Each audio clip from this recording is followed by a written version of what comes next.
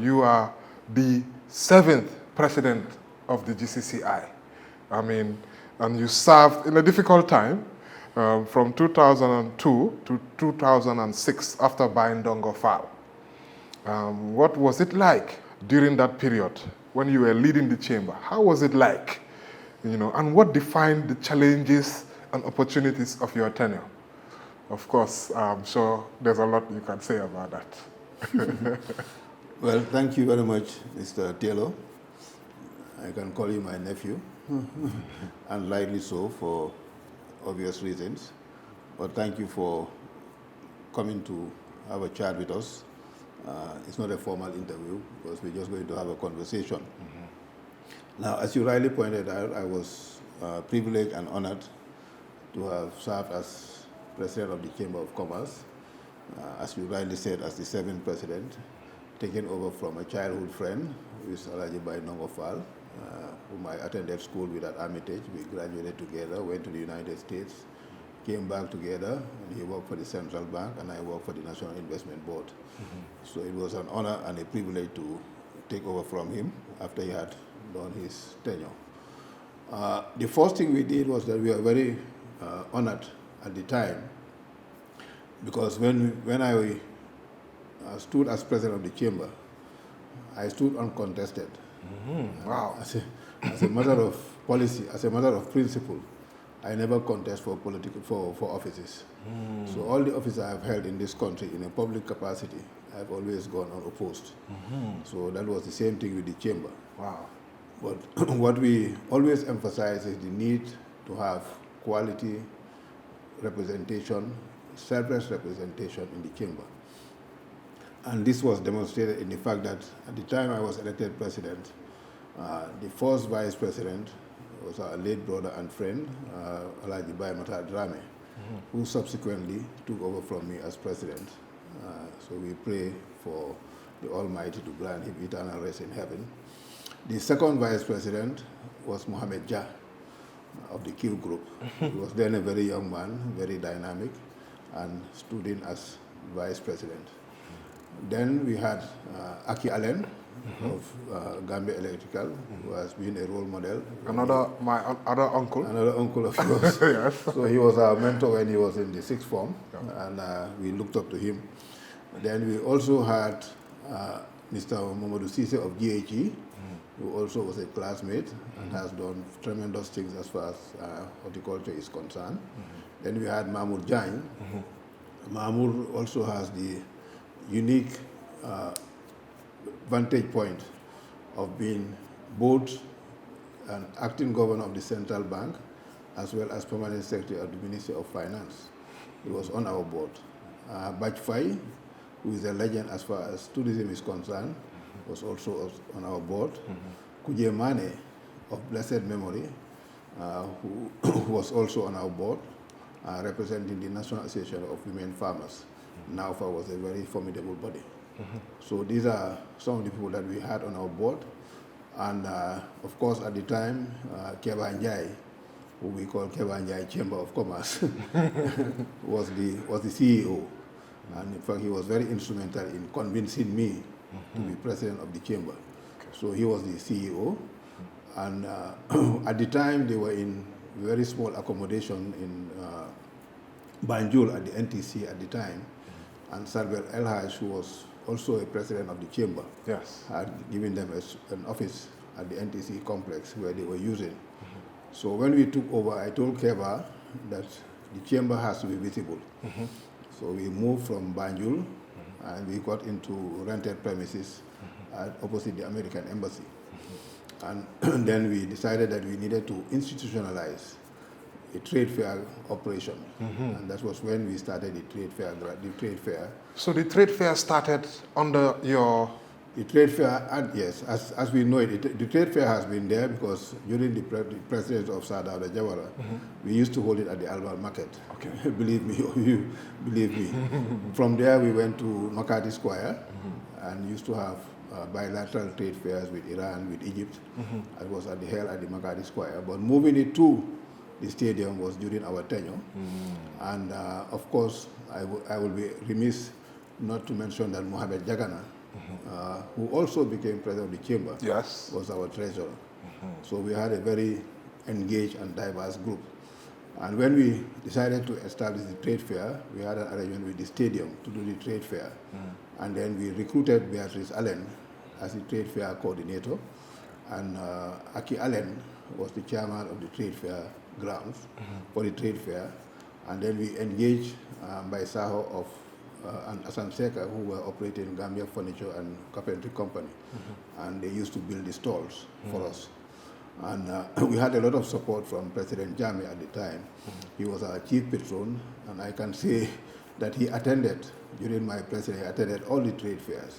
So did you have a good relationship with Jammeh? And actually my question alludes to that a little bit, given your statement, you know, at the Stake of the Nation forum, which was a very substantial statement. There's so much we're going to go into that. How would you characterize your relationship with the former president as president of GCCI? Well, he said he definitely embraced the chamber. He was our chief patron, and I can say also that apart from the trade fair operations, we also had the awards dinner and gala night, and the awards ceremony, and the chair of that program was Mohamed Jah, and he also, like Aki, did a fantastic job.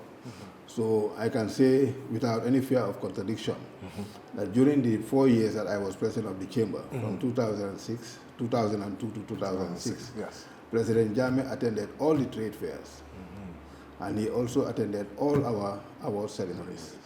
So that means that there was a cordial relationship between the government and the chamber. Of course, at the time, we also had some very, dynamic ministers of finance who were very supportive, as well as ministers of trade. So the relationship was mutually assuring. Okay. Now we'll come on to that Stake in the Nation forum, where I was very much engrossed with your presentation. And I wanted to talk to you about some of those points because you touched on some of the points which I'm raising.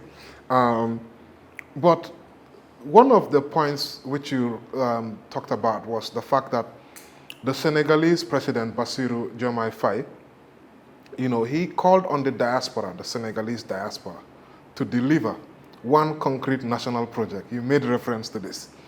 And in doing so, you challenged Gambians in the diaspora to build the Biri Biri National Stadium. And these were your words. If we return next year and that project has not been implemented, then we are talking the talk and not walking the walk. I was like, I like that line. Perhaps, so do you envisage that next year we should have a new Biri Biri Stadium? What way, perhaps I'll let you expand a little bit on that. I see you are very, very attentive. Huh? So, as I think you have a copy of the book, Milestones of the Chamber of Commerce. Indeed, I have a copy, sir. Okay, and what I put there is Milestones of the Gambia Chamber of Commerce, yes, and said, let's walk the talk. Because, you know, to talk is cheap, to act is where action is. And, you know, I always make reference to, you know, an African proverb that says, if you want something said, ask a man. If you want something done, ask a woman. and that is deliberate. Now, one of the reason I said that was very clear. When we have the Stake in the Nation forum, the central bank, either the governor will come attend or send a representative. And this time there was a representative, a lady, very articulate, who said that the diaspora's contribution to the Gambia for last year, for 2025, was in the region of $850 million. Yeah, quite a lot. Quite a lot of money. Now, 850 million compared to what we are getting from development partners, far outweighs that. And based on what I have been advocating, I recall before the Stake in the Nation Forum, which has been pioneered by Professor Jibril Fall, was doing a fantastic job. And I think what he's been advocating for, let us now move from the talk to action. And along those lines, a few days earlier, the President of Senegal received the Senegalese diaspora. And in the Gambia, we have been engaged in the diaspora. I recall some years back,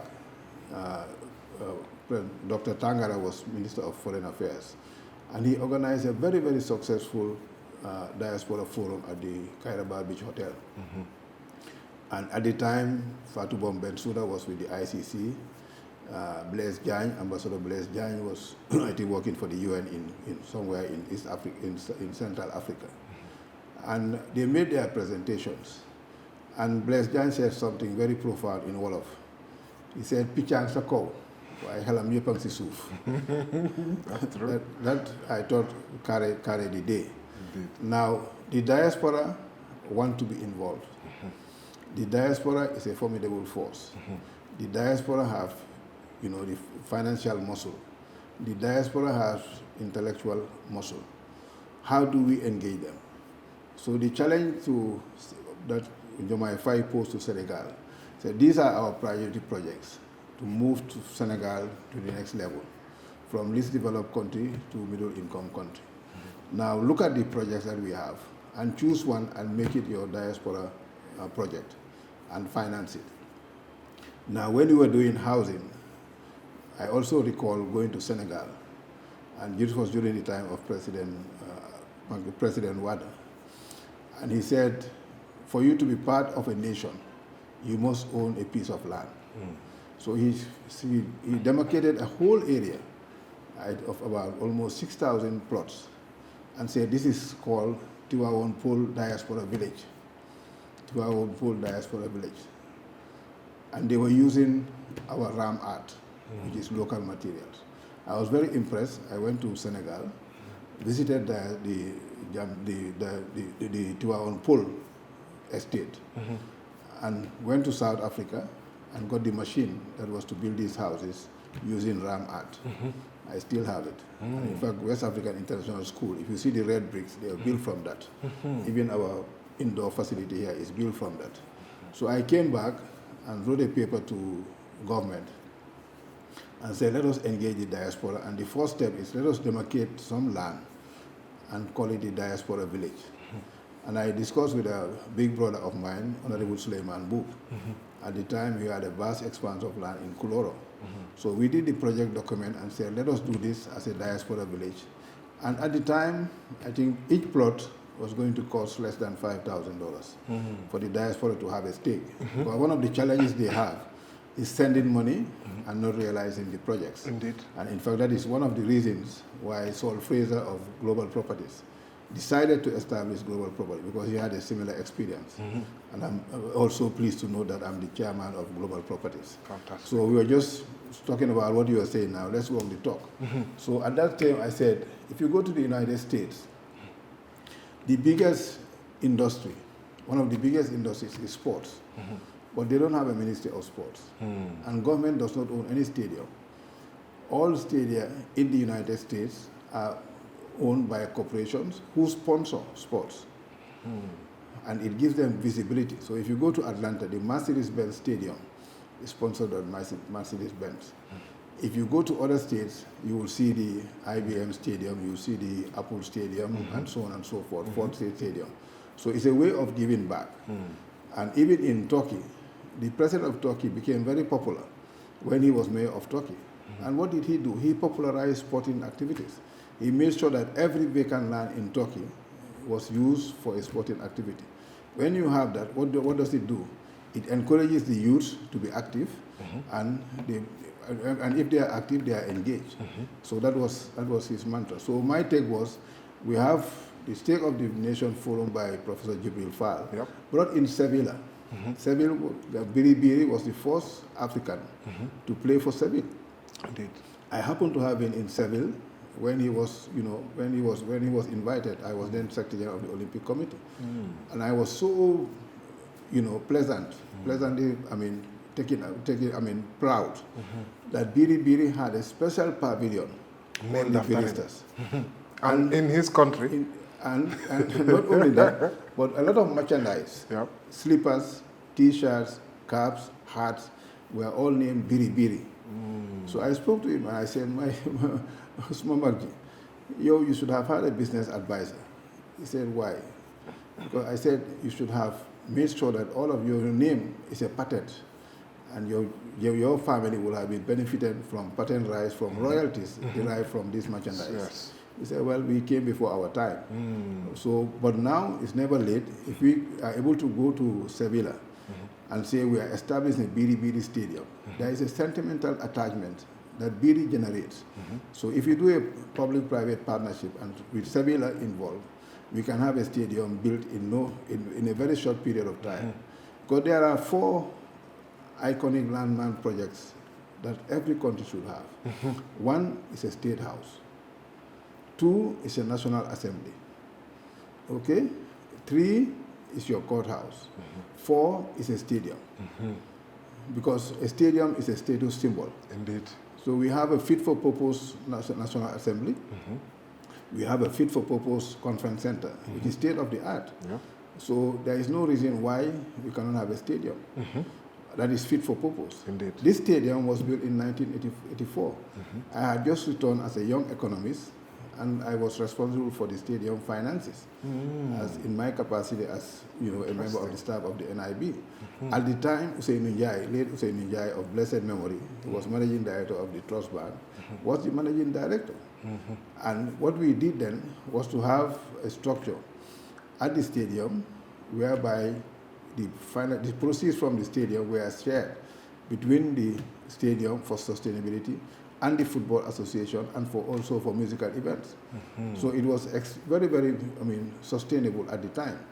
But, the problem is over time, we have not reinvested in the stadium as we should have done, which is a malady for most African countries. Yes, indeed. In fact, that brings me very nicely to something you said with regards to policy development. If the Gambia were to compete internationally on policy formulation, it might win a gold medal. But on policy implementation, it may not even qualify. Do you remember those words? Right? You're very attentive there. So the government has committed to create 150,000 jobs between 2022 and 2026. We are in 2026. I'm one of those journalists who are always asking them, where are the 150,000 jobs? Problem is they struggle to monitor this. Now they are saying that there is another policy to build 200,000 affordable housing units over the next 10 years, starting from 2025. How realistic do you think are these targets?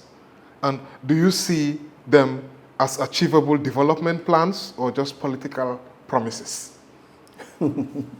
How do you see these two policy promises, if you could say, by the government?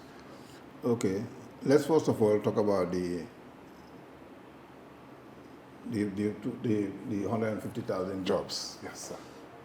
Honorable Babukar Diouf was Minister of Trade. Trade, yes, sir. And he's a very focused guy. He called me and said, Mr. Touray, we have this program, and we want you to chair the National Employment Council. And we had a very good team that was assembled, cross-cutting, including the Gambia Chamber of Commerce, the Department of Labor, the Gambia Women's Chamber of Commerce. We also had some very formidable individuals involved. Anes Obi was a member. The union, Kewa Sise, was a member. Bai Job, who is a leading trade economist, was a member. Adam Adin was a member. Dr. Lamin Mane, who is advisor to the governor, was also a member.